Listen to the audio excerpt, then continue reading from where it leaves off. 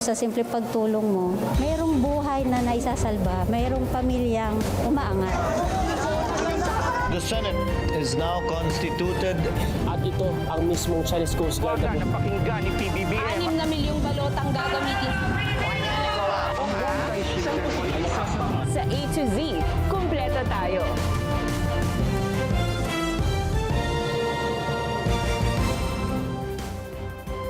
Luzon, Visayas, Mindanao at buong mundo. Ngayon ay Payday Wednesday, 15 ng Hulyo, 2026. Ako, si Barbie Mulak at ito ang balitang A to Z. Tinaro po kami na dapat po magtago po muna kami, na dapat po mag-lock muna ng doors. Kauna-unahang active shooting drill ginawa sa isang paaralan. Director, hindi mo kami natibag. Bilyon-bilyon pala yung pumasok dito na pera na unliquidated. Senador Alan Peter Cayetano umalma sa investigasyon ng NBI sa umano'y mga anomalya sa 2019 SEA Games. Prosecution at depensa nagtalo sa isyu ng pagpapasabina sa financial records ni VP Sara Duterte. Sa palakasan, fans at supporters ni Alex Ayala dumagsa sa meet and greet sa Makati. Sa showbiz, Jericho Rosales ibinahagi ang kanyang fanboy moment kasama si Hollywood superstar Matt Damon. At True Love wins. Bea Alonso may pasilip sa kanyang secret wedding kay Vincent Co.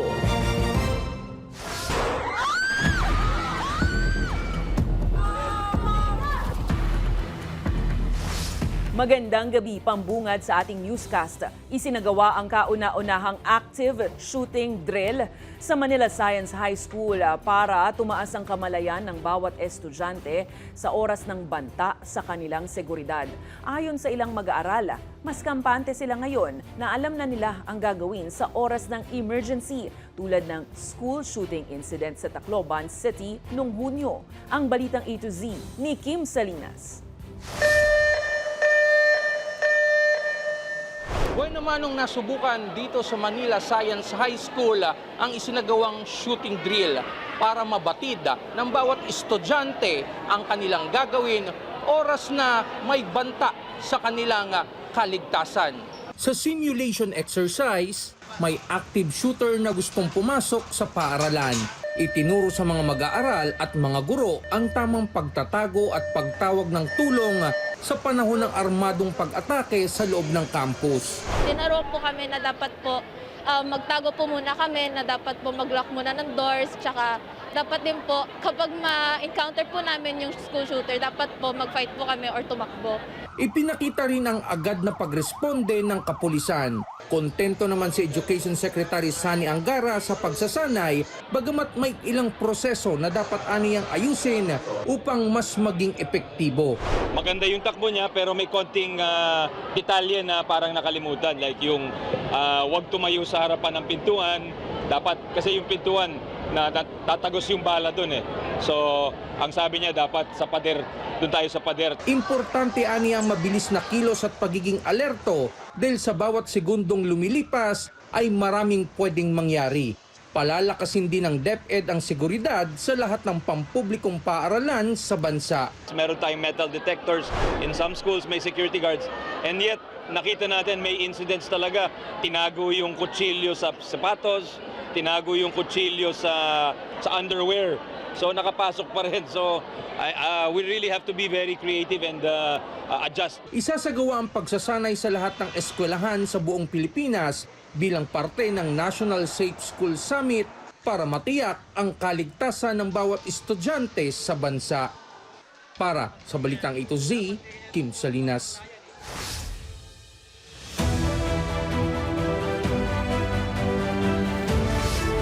Hindi napagdesisyonan ng impeachment trial court ngayong Miyerkules ang mosyon ng prosekusyon na ipasapina ang financial records ni Vice President Sara Duterte. Iginigiit ng prosekusyon na ito ay magpapatunay sa umano'y hindi maipaliwanag na yaman ng ikalawang Pangulo, bagay na kinukontra ng depensa.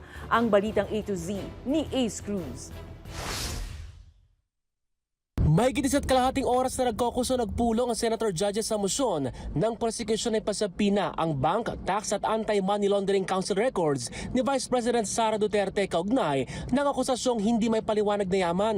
Pero pagbalik ng mga senador, inihayag na sa July 20 pa ilalabas na impeachment court ang desisyon nito. Given that not everyone has actually completed reading the memoranda given by the parties and submitted by the parties, and given that they want more time to look into the complicated issues. Bago nito, pinakinggan muna ng senator judges ang oral arguments.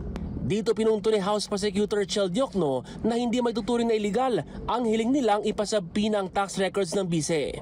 Confidentiality, Your Honor, should not be the prevailing principle in this proceeding. Hindi po confidential ang katotohanan. Pagkontra ng depensa, it ceases to be an instrument of justice. It becomes a weapon of a fishing expedition. gate ng prosekusyon, magpapakita sila ng ebidensya na pinayaman umano ng Vice Presidente ang sarili habang nasa posisyon, simula umano bilang local official ng Davao City. Ayon sa report ng Anti-Money Laundering Council na isinumite sa Committee on Justice ng House of Representatives, the financial activity of Vice President Sara C. Duterte increased significantly starting 2007 when transaction values surged to 208.15 million pesos. It is a fact na noong 2007, ang respondent ay vice mayor pa lamang. Definitely not an impeachable office, Your Honors. Hirit ng prosekusyon, hindi na bago ang pagpresenta sa impeachment court ng tax records bago pa man maupo sa impeachable position ang isang individual gaya noong paglilitis kay Chief Justice Renato Corona. If she amassed staggering amounts of unexplained wealth while she was a vice mayor and mayor, doesn't that say a lot about her unfitness to serve as a vice president? Isn't that relevant to the question this court must resolve at the end of this trial of whether or not the vice president betrayed the trust given to her by the people? Narindigan ng depensa na labag ito sa mga karapatan ng nasasakdal. Samantala sa July 20, pagpapatuloy ang trial at nakatakdang iharap ng prosekusyon si NBI Director Attorney Melvin Matibag, gayon din ang iba pang testigo sa susunod na linggo. Ito'y sina Marivic Pareha, Director ng House Legislative Archives at mga kinatawan na Land Bank na sina Violeta Constantino, Nenita Camposano at Lynette Ortiz. Kaugnay ng Article 1 patungkol sa umano'y misuse of confidential funds. Para sa Balitang A to Z, Ace Cruz. Binanatan ni Senator Alan Peter Cayetano ang anunsyo ng National Bureau of Investigation na iimbestigahan ang umano'y mga anomalya sa hosting ng Pilipinas ng Southeast Asian Games noong 2019. Kinekwestiyon ni Cayetano na siyang namuno sa organizing committee ng naturang palaro ang timing ng investigasyon. Mabilis na kinastigo ni Senator Alan Peter Cayetano si National Bureau of Investigation Director Melvin Matibag matapos ang anunsyong iimbestigahan ng NBI ang mga umano'y anomalya sa pamamalakad ng Southeast Asian Games sa Pilipinas noong 2019. I'll repeat what I said when I was Senate President. Director, hindi mo kami natibag. So wag mo try itibagin tong representation na to o itong impeachment court. Matatandaang si Cayetano ang umupong chairperson ng SEA Games Organizing Committee ng Pilipinas sa ilalim ng Duterte administration. Kinuwestiyon ni Cayetano ang timing ng investigasyon sa kasagsagan ng impeachment trial. Sabi ni Matibag, naungkat ang issue sa kanyang pagbisita kamakailan sa pinagdausan ng SEA Games sa Clark, Pampanga. Nakarating sa amin, may titingnan kami rito, may kailangan kami imbestigahan dahil nakarating kami rito, bilyon-bilyon pala yung pumasok dito na pera na unliquidated. Ayon sa NBI, sisiripin ang bilyong-bilyong pisong government contract na napunta sa isang pribadong contractor nang hindi umano dumaraan sa bidding. It's a Malaysian company na sila yung nag-build ditong sport area na to. Walang bidding, tapos nabayaran ng mabilisan na 10 billion yung halaga, congressional insertion. So dun sa sinasabi ni Director Matibag na may congressional insertion to fund it, it's definitely not me, because how could a non-member of the Senate or non-member of the House insert anything? Iimbestigahan rin ang kontrobersyal na 55 million peso SEA Games cauldron. Hamon naman ni Cayetano. Investigate whatever you want to investigate. You want to investigate ba't ako nagpatubo ng balbas? Investigate mo, no problem with me. Pero wag mo nang i-announce kasi nga naaapektuhan yung integrity ng court. Itinanggi naman ni Matibag na may kinalaman sa politika ang pagbubukas ng investigasyon. All facilities are new in light of the government's efforts.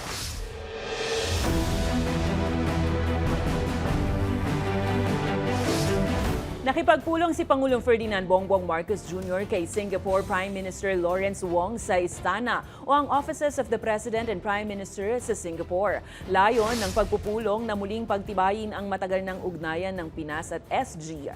Tinalakay ng dalawang leader ang pagpapalawak ng trade, paggamit ng mga oportunidad sa artificial intelligence, paghihikayat ng mas maraming puhunan at pagpapalakas ng kooperasyon sa health at social development.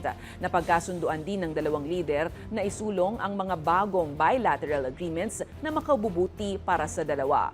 Muli ring ipinagtibay ng Pilipinas at Singapore ang kanilang commitment na mapanatiling payapa, matatag at maunlad ang ASEAN para sa mas malawak na oportunidad sa kanilang mga mamamayan. Hindi apektado si Pangulong Marcos sa anumang galaw ng kanyang satisfaction ratings. Ayon sa Malacanang, yan ay matapos lumabas ang pinakabagong SWS survey na nagpapakitang tumaas ang net satisfaction rating ni PBBM noong Hunyo. Batay sa survey, 38% ng mga Pilipino ang nasisiyahan sa performance ng Pangulo, mas mataas kumpara sa 33% noong Marso.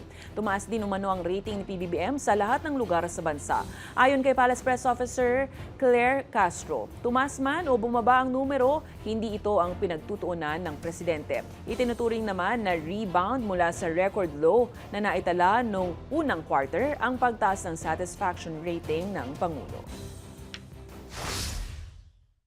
Siguro, every time na itatanong niyo sa akin ang survey, every time, ito lang ang sasagot ko sa inyo. Kaya uulit-ulitin ko na lang to.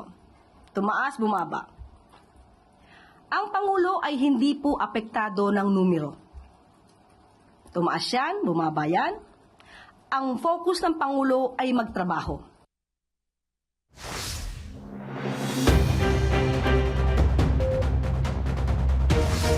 Pinag-aaralan na ng Department of Transportation ng posibleng fuel subsidy at pagtaas ng pamasahe habang muling sumisirit pataas ang presyo ng produktong petrolyo. Ito ay sa gitna ng panibagong tensyon sa pagitan ng US at Iran na nakakaapekto sa presyo ng krudo sa pandaigdigang merkado.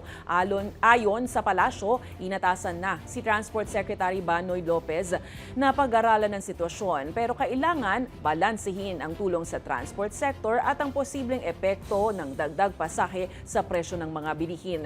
Kabilang sa tinitingnan dito ang petisyon ng grupong Pasang Mazda para ituloy ang pisong taas pasahe na nauna nang ipinasuspindi ng Pangulo. Nauna na ring nagbigay ang pamahalaan ng mga subsidiya at cash aid sa mga apektadong transport workers noong tumaas ng husto ang presyo ng diesel at gasolina. Binanggit din po ni Secretary Banoy Lopez na kasabay po ito sa pag-aaralan sa ngayon para po tama ang ating pagbibigay ng ayuda sa ating mga kababayan sa transport sector para hindi sila maiwan pero tuloy pa rin ang pagtulong din natin sa mga kababayan natin na mga consumer.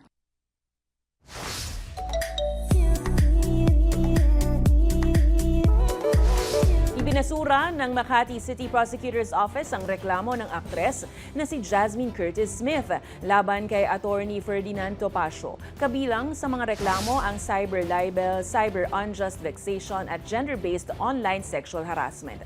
Nagugat ang reklamo sa umano'y derogatory statements ni Topacio laban kay Curtis Smith sa kanyang radio program noong March 5 na Yes Yes Yo Topacio. Dito pinunahan ni Topacio ang aktres matapos ipagtanggol ang kanyang kapatid na si Ann Curtis kaugnay ng kontrobersyal namang pahayag ni Quezon City Representative Bong Suntay. Ayon umano kay Topacio, bakit nagpo-post ng mga bikini pictures si Jasmine online at hindi ba para umano pagnasaan at sumikat. Sa kabila nito, inirekomenda ng piskal ang pagbasura sa kaso dahil sa kawalan ng prima facie evidence with reasonable certainty of conviction. O sa madaling salita, sapat na ebidensya para ipakita na ang pahayag ni Topacio ay ginawa para takutin, i-intimidate o sirain ang reputasyon ng aktres. Sa ngayon, dismissed ang mga reklamo laban kay Topacio sa antas ng Prosecutor's Office. Susunod sa palakasan, mga fan at supporter ni Alex Ayala dumagsa sa meet and greet sa Makati. At sa showbiz, fanboy moment ni Echo sa Hollywood star na si Matt Damon. Proud na ibinahagi. Abangan ang kumpletong ulat sa pagbabalik ng Balitang A to Z.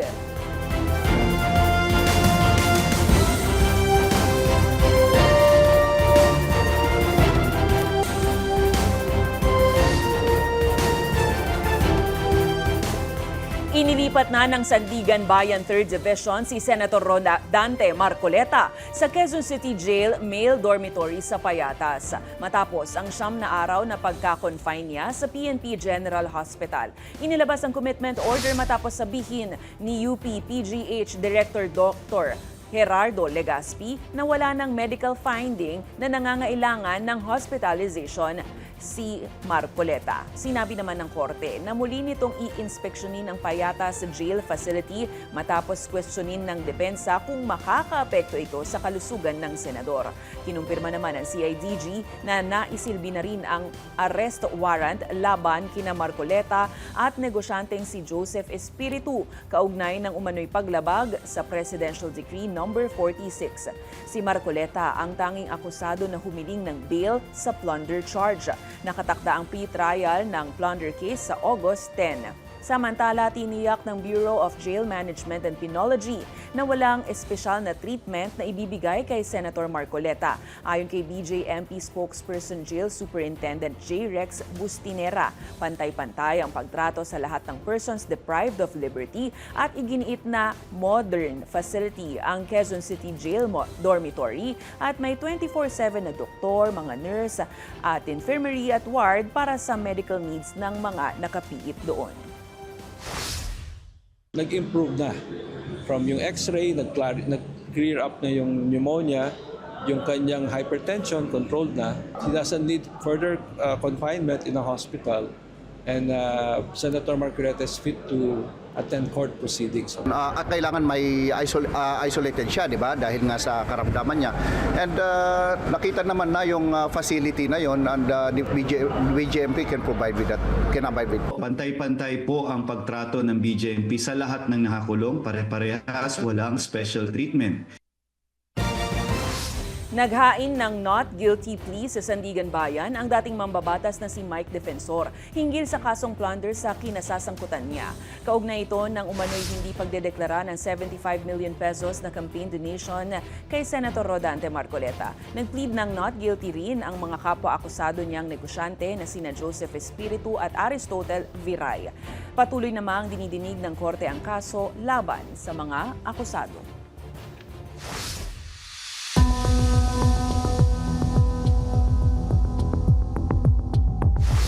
Tinutulan ng kampo ni Senator Jinggoy Estrada ang hiling ng prosekusyon na tanggalin sa graft case si dating Public Works Secretary Manuel Bonoan kaugnay ng umano'y flood control kickback scheme na dinidinig ng Sandigan Bayan 2nd Division. Ayon sa prosekusyon, gagamitin na lang si Bonoan bilang cooperative witness laban kay Estrada at sa iba pang flood control case na inimbestigahan ng ombudsman. Pero kinikwestiyon ng korte ang legal na basehan para tanggalin si Bonoan sa kaso kung naisampa na ang charges laban sa kanya. Ayon sa abogado ni Senator Jinggoy Estrada na si Attorney Lawrence Arroyo, maapektuhan ang karapatan ng senador dahil na-arraign na ito. Lalo't mababago rin ang teorya ng kaso ng prosekusyon dahil nakalagay sa orihinal na impormasyon na umano'y nagsabwatan sina Estrada at Bonoan.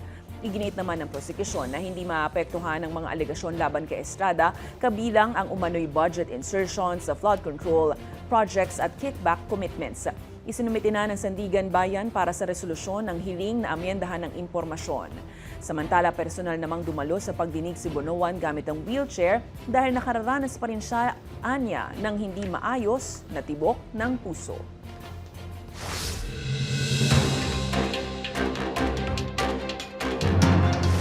Nakumpiska ng lokal na pulisya ang baril mula sa isang menor de edad sa loob ng paaralan sa Tinambak, Camarines Sur. Ayon kay Camarines Sur Police Officer in Charge Police Colonel Tyrone Dotimas, nakatulong ang agarang pag-uulat ng school personnel at mabilis na pagresponde para maiwasan ang posibleng delikadong sitwasyon. Nasa kustodiya na ng Municipal Social Welfare and Development Office ang bata habang iniimbestigahan kung paano nakuha ang baril at mga bala kasabay ng pagpapaigting ng school safety, crime prevention, illegal drugs at bullying. Samantala, para sa Alliance of Concerned Teachers, dapat akuin ng Department of Education at ng gobyerno ang pananagutan sa trahedyang sinapit ng isang estudyante sa Cavite matapos ang isang deworming activity. Ayon sa grupo, lumalabas sa insidente ang kakulangan ng pondo para sa school health professionals sa mga paaralan. Kaya napipilitang maitalaga ang mga guro ang ilang medical duties na dapat ginagampanan ng mga health professional. Diin pa ng ACT, kailangan ng sapat na school health staff at mas mahigpit na safety protocols sa mga health programs ng paaralan.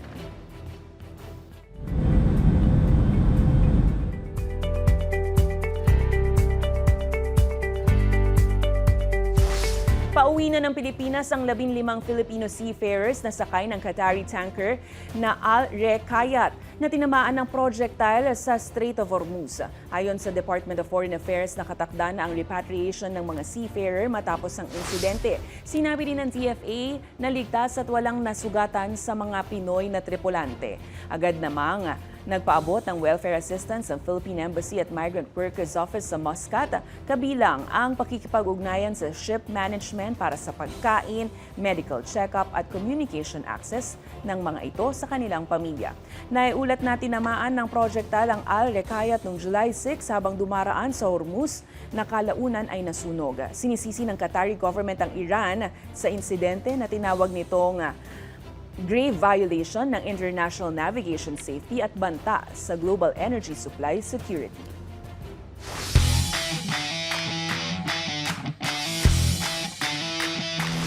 Sinalubong ng malalakas na hiyawan at pagbati ang pinakahihintay na meet and greet ng tennis ace ng bansa na si Alex Ayala. Saya, inspirasyon at pride naman ang binaon pauwi ng mga matyagang naghintay, masilayan lang ang kanilang idolong si Ayala. Ang mga tagpo sa Balitang A to Z ni Naomi Almohano.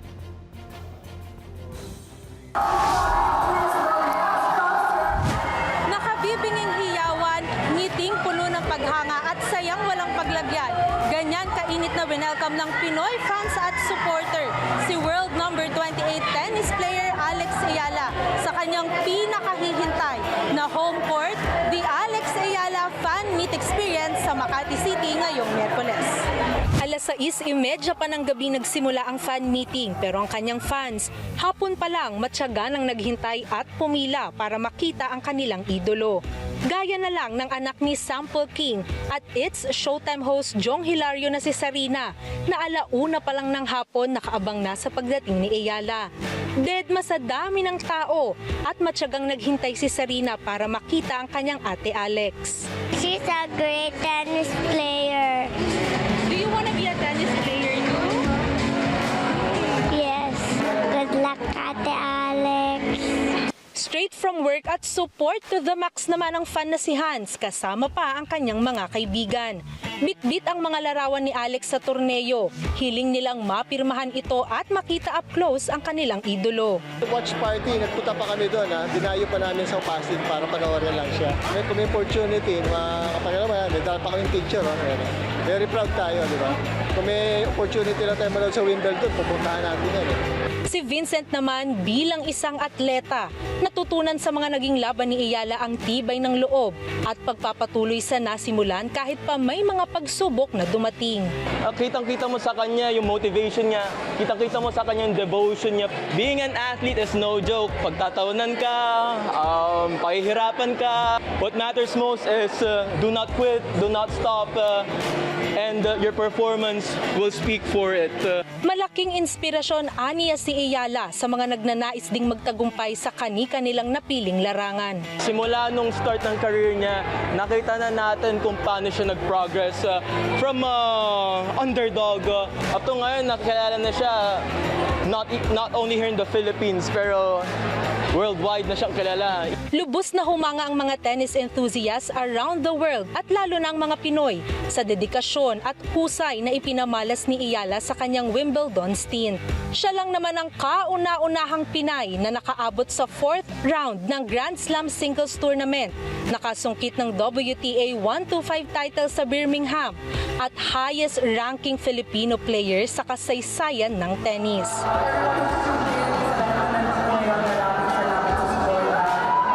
Sa kanyang mga taga-suporta, hindi lang atleta si Iyala, kundi simbolo ng lakas, posibilidad at tibay ng loob at buhay na patunay na kaya ng mga Pinoy makipagsabayan anuman ang laban. Kaya naman, welcome home, Alex.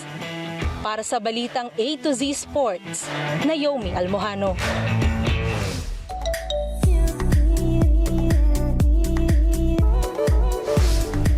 Successful fanboy moment para kay Filipino actor Jericho Rosales. Dumalo nga ang Pinoy na aktor sa premiere ng The Odyssey sa India kung saan nakaharap niya ang Hollywood star na si Matt Damon. Sa IG, binahagi ni Echo ang kanyang tuwa matapos sabihin umano sa kanya ni Damon na sana ay magkaroon sila ng pagkakataong magkatrabaho. Mensahe naman ni Jericho, buhay na buhay siya, baon ang iba-ibang mahuhusay na istorya. Sa mga larawan, makikita ang dapper at fashionista mode at masayang-masayang aktor sa naturang big international premiere. Sa aming pagbabalik sa showbiz, True Love wins. Bea Alonzo may pasilip sa kanyang secret wedding kay Vincent Ko. Huwag bibitiw, tutok lang sa Balitang A to Z.